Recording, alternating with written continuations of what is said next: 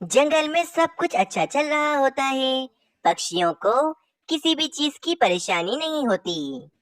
शुक्र है पक्षियों कि हमें खतरनाक डेंगू मच्छरों से छुटकारा मिल गया है, वरना तो हमारे कितने मासूम पक्षी मारे जाते। हाँ मीनू चिड़िया, तुम ठीक कह रही हो। अब जाकर सुकून मिला है। वहीं दूसरी तरफ एक मच्छर अपने सरदार से कहता है, महाराज, आपका भाई दूसरे जंगल में पक्षियों में डेंगू वायरस फैला रहा था, जिस कारण उस जंगल के पक्षियों ने आपके भाई के साथ सभी मच्छरों को मार डाला। क्या? उन पक्षियों की इतनी हिम्मत कि हम मच्छरों को इतनी बुरी तरह से मारें? मैं उन्हें नहीं छोड़ूंगा। मैं उन जालिम पक्षियों से अपने भाई और बाकी मच्छरों का खून का बदला लूंगा। बस फिर क्या था, मच्छरों के सरदार के कहने पर सारे मच्छरों को बहुत ज्यादा ही गुस्सा आ जाता है। चलो मच्छरों, अब हम उन पक्षियों में फिर से डेंगू वायरस फैलाएंगे और इस बार हम किसी गुफा में नहीं रहेंगे, बल्कि ऐसे ही किसी ठहरे हुए पानी या जहाँ कचरा जमा होगा वहाँ रहेंगे, ताकि वे पक्षी हमें झाड़ियाँ जलाकर उनकी गंदी बदबू से मार ना सकें। बस फिर क्या था, मच्छरों का सरदार और सारे मच्छर गुस्से में उस जंगल में चले जाते हैं। रानी, ये देखो, हमारे टमाटर के खेत में कितने सारे टमाटर खराब हो गए हैं। मैंने तुम्हें कहा भी था कि इन्हें तोड़ लो, परंतु तुम मेरी बात सुनती ही कहाँ हो। अरे भाई कालू जी, मुझे क्या पता था कि ये टमाटर खराब हो जाएंगे, लेकिन अब हमें बिना बहस किए इन खराब टमाटरों को तोड़ना होगा, वरना इनके साथ साथ सही टमाटर भी खराब हो जाएंगे। फिर कालू कौवा और रानी कौवी कुछ देर में वे सारे खराब टमाटर तोड़ लेते हैं।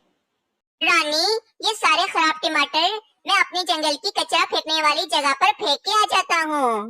परंतु कालू जी, हम पक्षियों ने ऐसे ही उस साफ जगह को कचरा फेंक फेंक कर उसे कचरा फेंकने वाली जगह बना दिया है। अगर मिट्टू महाराज को ये पता चल गया तो वे हम पक्षियों पर बहुत ज्यादा गुस्सा होंगे। अरे भाई रानी, कुछ नहीं होता, सब पक्षी वहीं कचरा फेंकते हैं, मैं भी वहीं फेंकूंगा।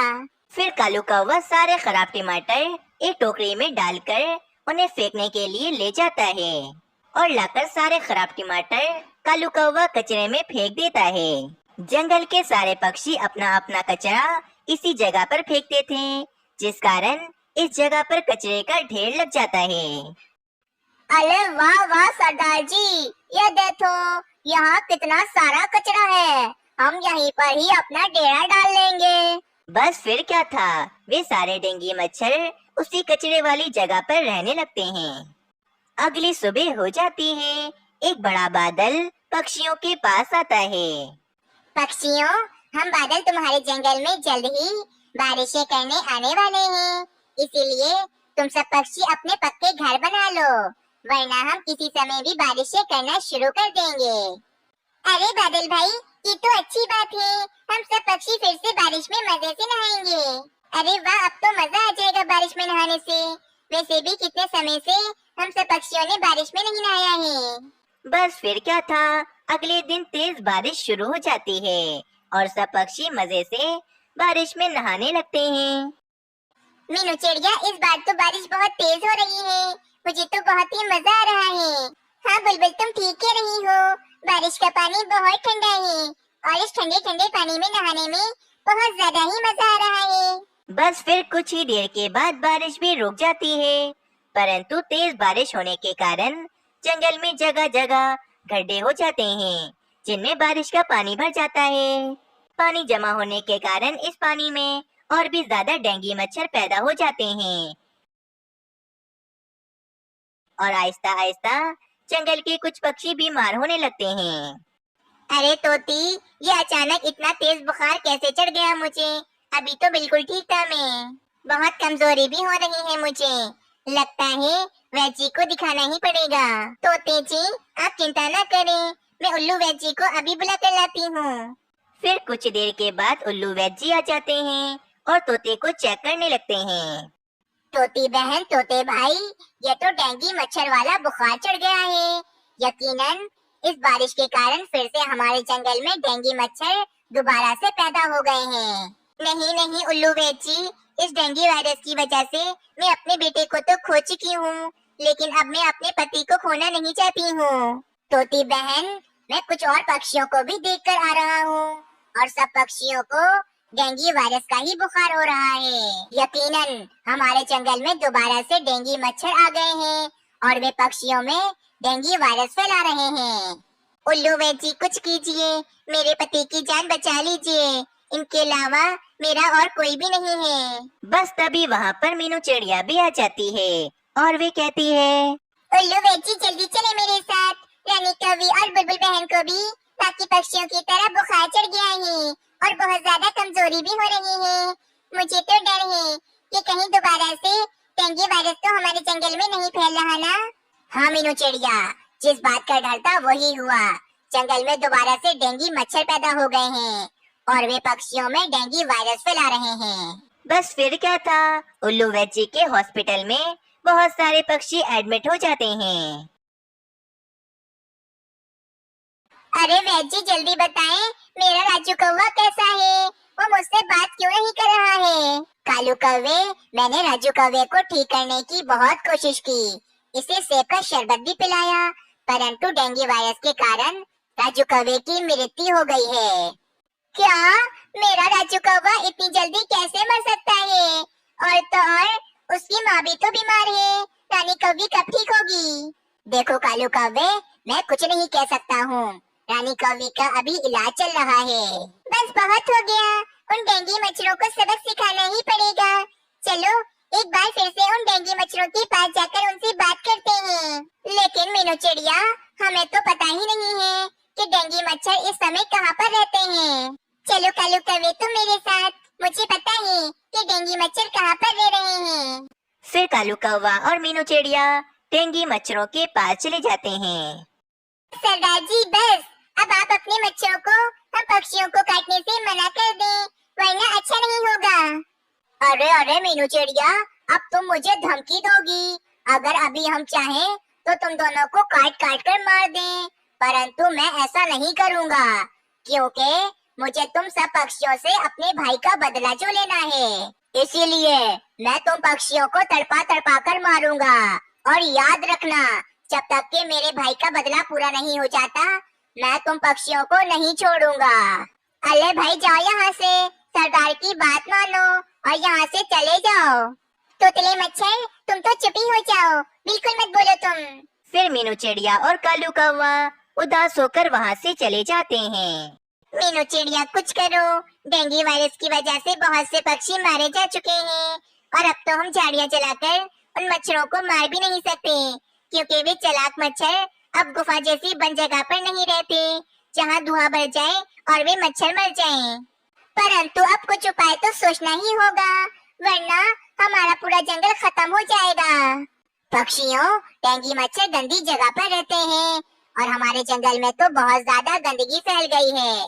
जगह जगह बारिश का पानी जमा है और कचरे का ढेर लगा हुआ है। हमें अपने जंगल को साफ सुथरा करना होगा ताकि डेंगू मच्छरों से हमें छुटकारा मिल सके। हाँ, शायद आप ठीक कहते हैं उल्लू जी, हमें पहले तो अपने जंगल को पूरी तरह से साफ करना होगा। बस यही सब बातें चल रही होती हैं कि वहाँ पर कबूतर आ जाता है।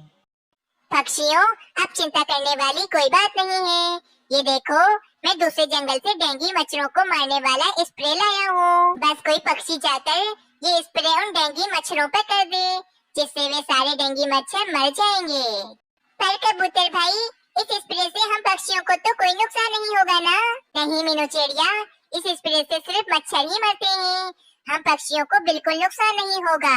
तो ठीक है पक्षियों, मैं आज ही सभी गंदी जगहों पर स्प्रे कर दूंगी जहाँ पर डेंगू मच्छर रहते हैं। ये कहकर मीनू चिड़िया स्प्रे लेकर वहाँ से चली जाती है और मीनू चिड़िया कचरे वाली जगह पर आती है और अच्छे से स्प्रे करने लगती है। अरे सरदार जी, कितनी गंदी बदबू फैल रही है, मेरा तो दम घुट रहा है। अरे तोतले मच्छर, देखो तो मीनू चिड़िया स्प्रे कर रही है, अब हम मच्छर मारे जाएंगे। मच्छरों, अब तुम सबकी तो खैर नहीं, तुम सब इस गंदी बदबू से मारे जाओगे। बस फिर क्या था, वे सभी मच्छर उस गंदी बदबू से मर जाते हैं। अरे वाह पक्षियों, देखो तो इन मच्छरों को मरा हुआ देखकर कितनी ज्यादा खुशी मिल रही है।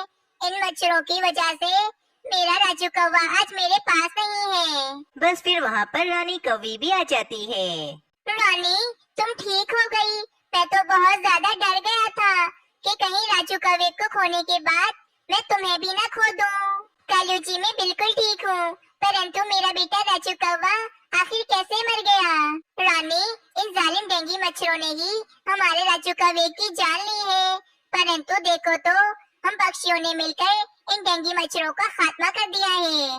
चलो पक्षियों, हमें अपने जंगल को पूरी तरह से साफ सुथरा कर देना चाहिए, वरना दोबारा से हमारे जंगल में डेंगू वायरस फैल जाएंगे। प्यारे दोस्तों, आप सबको ये कहानी कैसी लगी हमें कमेंट में जरूर बताएं और चैनल को जरूर सब्सक्राइब करें। जंगल में एक कालू कौवा और इसका परिवार रहता था। कालू कौवा बहुत ज्यादा ही अमीर होता है। इसके पास किसी भी चीज की कोई भी कमी न थी। कालू कौवे को बहुत ज्यादा ही घमंड था, क्योंकि वो जंगल का सबसे अमीर पक्षी था। रानी, तुम तो बहुत नसीब वाली हो जो तुम्हें मुझ जैसा अमीर पति मिला है। बाकी सब पक्षी तो बड़ी मेहनत करके दाना ढूंढते हैं और तुम्हें तो बस हमारे खेतों से ही भोजन मिल जाता है, जो तुम बैठे बैठे ही खाती हो। हाँ कालू जी, परंतु आपको अपनी अमीरी पर कुछ ज्यादा ही घमंड नहीं करना चाहिए और न ही गरीबों का दिल दुखाना चाहिए, क्योंकि ये बात बहुत गलत है। बस भी करो अब, मुझे तुम्हारा लंबा ज्ञान नहीं सुनना है। और इस तरह कालू कौवा रानी कौवी की बात टाल देता है। इसे गरीब पक्षियों को तंग करने में कुछ ज्यादा ही मजा आता था। इसी जंगल में एक मीनू चिड़िया भी रहती थी। मीनू चिड़िया बहुत ज्यादा ही गरीब थी और इसके दो छोटे छोटे बच्चे भी होते हैं, जिन्हें मीनू चिड़िया बड़ी ही मुश्किलों से भोजन ढूंढकर खिलाती थी। मानो चिड़े सुनो चिड़िया, तुम दोनों अपने घोंसले में ही रहना। सर्दियों का मौसम बस आने ही वाला है और हमारा घोंसला बिल्कुल खुला हुआ है। मैं जंगल में तिनके ढूंढने के लिए जा रही हूँ, ताकि हम अपने घोंसले को ऊपर से बंद कर सकें। ये कहकर मीनू चिड़िया जंगल में तिनके ढूंढने के लिए निकल जाती है। मीनू चिड़िया तिनके ढूंढती ढूंढती काफी ज्यादा थक जाती है और पास ही एक नींबू पानी की दुकान पे आ जाती है। कालू कौवा भी वहीं पर बैठा होता है। बुलबुल बहन, जल्दी से एक नींबू पानी का शरबत बना दो मुझे। मीनू चिड़िया, बस तुम एक ही गिलास नींबू पानी का पीना, क्योंकि तुम तो बहुत गरीब हो। तुम्हारे पास तो इतने पैसे नहीं होंगे ना कि तुम ढेर सारा नींबू पानी पी जाओ। कालू कौवे, इतना घमंड करना भी अच्छी बात नहीं है। तुम कुछ ज्यादा ही घमंड करने लगे हो, मैं देख रही हूँ तुम्हें। हाँ कालू कौवे, तुम अपनी अमीरी अपने घर पर जाकर दिखाना। तुम मेरे ग्राहक को बिल्कुल परेशान मत करो। बुलबुल की बात सुनकर कालू कौवे को गुस्सा आ जाता है। कालू कौवा मन ही मन सोचता है, अबे गरीब नींबू पानी बेचने वाली बुलबुल मुझे समझाएगी कि मुझे घमंड करना चाहिए या फिर नहीं। बुलबुल, जल्दी से मुझे 4-5 गिलास नींबू पानी शरबत बनाकर दे दो, जल्दी करो। बुलबुल कालू कौवे को नींबू पानी बनाकर दिए जा रही होती है और कालू कौवा बहुत सारे नींबू पानी पी जाता है। कालू कौवे, जल्दी अब मेरे पैसे दे दो। तुम इतने सारे नींबू पानी जो पी गए हो मेरे। अरे भाई, अब क्या मैं तुम्हें इतने बकवास सड़े हुए नींबू के जूस के पैसे भी दूंगा? चलो भाई निकलो यहाँ से। देखो कालू कौवे, मेरे साथ ऐसा मत करो, मुझे मेरे पैसे दे दो, वरना मेरा बहुत बड़ा नुकसान हो जाएगा। परंतु कालू कौवा बुलबुल की बात नहीं मानता और वहाँ से चला जाता है। बुलबुल बहन, तुम देखना, इस कालू कौवे को इसके घमंड की सजा जरूर मिलेगी। कुछ दिनों के बाद बर्फबारी का मौसम भी आ जाता है। जंगल में हर तरफ बर्फबारी हो रही होती है। परंतु मीनू चिड़िया इतनी गरीब थी, मीनू चिड़िया ने अभी तक अपना कोई भी लकड़ियों का पक्का घर नहीं बनाया था और वे बर्फबारी में ऐसे ही पेड़ पर बैठी होती है। मम्मा, मम्मा, हमारा घोंसला तो बिल्कुल भी गर्म नहीं है, मुझे तो बहुत सर्दी लग रही है। बाकी पक्षियों ने अपने पक्के पक्के घर बना लिए हैं, लेकिन आपने अभी तक लकड़ियों का घर क्यों नहीं बनाया है? मीनू चिड़ी, तुम बिल्कुल भी चिंता मत करो, मैं जल्द ही कुछ करती हूँ। ये कहकर मीनू चिड़िया वहाँ से चली जाती है और काफी ज्यादा चिंता में एक पेड़ पर आकर बैठ जाती है। अब मैं क्या करूं? इस बार तो बहुत ठंड पड़ गई है। मैं इस ठंड से अपने बच्चों को कैसे बचाऊं? कहीं इस ठंडी की वजह से मेरे दोनों बच्चों की मृत्यु ही न हो जाए। तभी मीनू चिड़िया को सामने ही पेड़ पर कालू कौवे का पुराना टूटा फूटा घर दिखता है। मीनू चिड़िया कहती है, अरे वाह! अगर इस घर को मैं बिल्कुल ठीक कर दूं, तो मेरे बच्चे इस घर में बिल्कुल सुरक्षित रहेंगे और सर्दी से भी बचे रहेंगे। परंतु ये घर तो कालू कौवे का है और वे ये घर मुझे कभी नहीं देगा। लेकिन वे तो अब इस घर को देखने भी नहीं आता है। कालू कौवे को नहीं पता चलेगा कि मैं इस घर में अपने बच्चों के साथ रह रही हूँ। फिर मीनू चिड़िया बड़ी ही मेहनत करके उस घर की मरम्मत करने लगती है। कुछ देर के बाद मीनू चिड़िया उस घर को रहने के काबिल बना देती है और अपने बच्चों को लेकर उस घर के अंदर आ जाती है।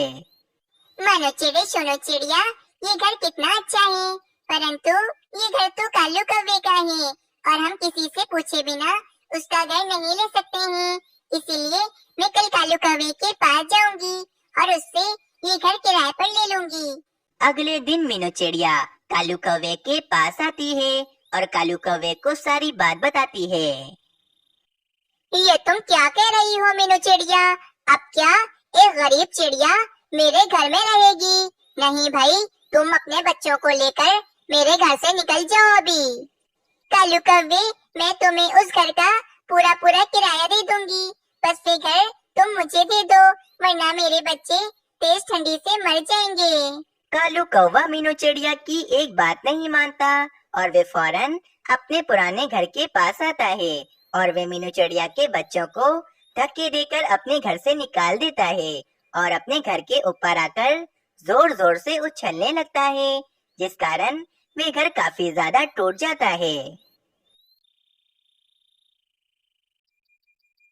कालू कौवे, ये तुमने क्या किया? अब मैं और मेरे नन्हे नन्हे बच्चे कहाँ जाएंगे? मुझे क्या पता, मेरी बला से कहीं पर भी जाओ तुम सब, मुझे क्या है। लेकिन मीनू चिड़िया, आज के बाद तुम मेरी किसी भी चीज पर आंख उठाकर भी नहीं देखना। वैसे भी तुम गरीबों का तो यही हाल होना था। अब बैठी रहो अपने बच्चों के साथ इस ठंडी के मौसम में। ये कहकर कालू कौवा वहाँ से चला जाता है। काफी देर ठंडी में रहने के बाद मीनू चिड़िया के बच्चों की उसी समय मृत्यु हो जाती है और मीनू चिड़िया तो काफी ज्यादा उदास हो जाती है और कहती है, कालू कौवे की वजह से आज मेरे बच्चे मुझसे बिछड़ गए हैं। मैं उस कालू कौवे को कभी माफ नहीं करूंगी। अगले दिन कालू कौवा रानी कौवी से कहता है, रानी, मैं कुछ दिनों के लिए अपने भाई बबलू कौवे से मिलने के लिए दूसरे जंगल जा रहा हूँ। बस तुम अपना और मेरे इस अंडे का अच्छे से ध्यान रखना, क्योंकि इस अंडे में से बस हमारा बच्चा आने ही वाला है। बस इतना कहकर वे कालू कौवा दूसरे जंगल अपने भाई बबलू कौवे के पास चला जाता है। 2 दिन के बाद रानी कौवी के अंडे में से एक नन्हा सा कौवा निकलता है। रानी कौवी तो बहुत ज्यादा ही खुश होती है। हाय रे, मेरा नन्हा कौवा कितना सुंदर है। मैंने इस नन्हे कौवे का नाम राजू कौवा रखा है।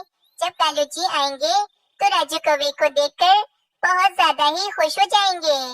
1 महीने के बाद कालू कौवा अपने जंगल में आ जाता है और अपने घर की तरफ जा रहा होता है कि इसे सामने ही एक टूटे फूटे घोंसले पर कुछ नन्हे पक्षी खेलते हुए दिखते हैं। ये नन्हे पक्षी कितने गरीब हैं, फिर भी ये कितनी आवाजें निकाल रहे हैं। अभी इन्हें मजा चखाता हूँ। इन्हीं नन्हे पक्षियों में राजू कौवा भी होता है, परंतु ना तो राजू कौवा अपने पिता को जानता था और न ही कालू कौवा अपने बेटे राजू कौवे को जानता था। गरीब पक्षियों के बच्चों, भला कोई इतनी जोर जोर से आवाजें निकाल कर भी खेलता है? तुम सबकी आवाजों की वजह से मेरे तो सर में दर्द हो गया है। अभी तुम सबको मजा चखाता हूँ। और वे कालू कौवा वे टूटा फूटा घोंसला उठाकर जमीन पर फेंक देता है। सभी नन्हे पक्षियों को उड़ना आता था, इसीलिए वे सब उड़ जाते हैं। मगर राजू कौवा अभी बहुत छोटा था, इसी कारण वे जमीन पे गिरने की वजह से उसी समय मर जाता है। कालू कौवा अपने घर में रानी कौवी के पास आता है। रानी कौवी भी काफी ज्यादा खुश हो जाती है। रानी, हमारा अंडा कहाँ गया? हमारे अंडे में से तो अब तक हमारा नन्हा सा कौवा निकल गया होगा ना? हाँ कालू जी, हमारा नन्हा कौवा अंडे से कब का निकल गया है और वे तो अभी अपने दोस्तों के साथ खेलने के लिए गया है। चले, मैं आपको उसके पास लेकर चलती हूँ। ये कहकर रानी कौवी कालू कौवे को लेकर राजू कौवे के पास चली जाती है। हाय रे, ये राजू कौवा पेड़ से नीचे कैसे गिर गया और ये तो मर चुका है। रानी कौवी की बात सुनकर कालू कौवा बहुत ज्यादा दुखी हो जाता है, क्योंकि ये सब कुछ तो कालू कौवे ने ही किया था। रानी, मुझे माफ कर दो। मैंने अपने राजू कौवे को किसी गरीब पक्षी का बच्चा समझकर पेड़ से नीचे गिरा दिया था, जिसके कारण हमारा राजू कौवा मर गया है। कालू जी, आपने बहुत बुरा किया है। ये आपको आपके घमंड की सजा मिल रही है।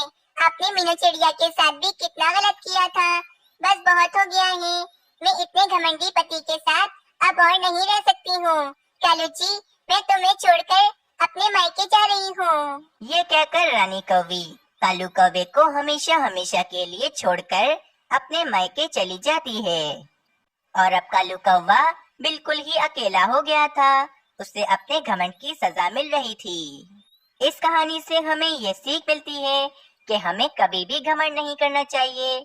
जो लोग घमंड करते हैं, उनका हाल इस कालू कौवे की तरह ही हो सकता है।